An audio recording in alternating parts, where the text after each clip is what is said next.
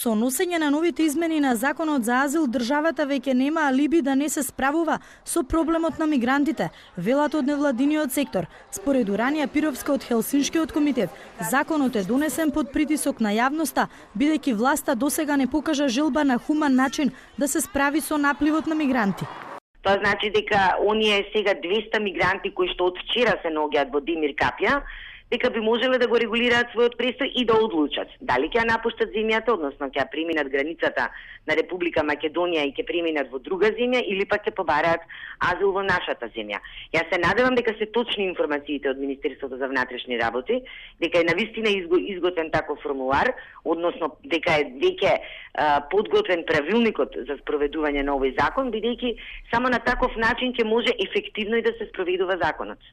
Од МВР велат дека подзаконскиот акт и формуларот се готови, а новото законско решение денеска е објавено во службен весник, па веќе од утре ќе почнат да се применуваат новите одредби.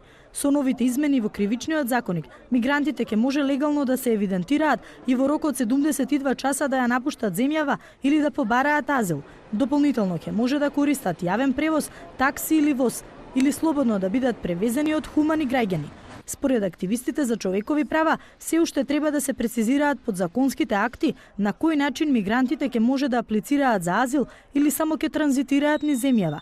Формуларот за азил според нив не значи дека тие завршиле процедурата за аплицирање, туку само дека изразиле намера. Сега велат од невладиниот сектор, треба меѓуресорското координативно тело во владата итно да превземе мерки да ја спречи голготата на илјадници мигранти кои поминуваат низ земјава.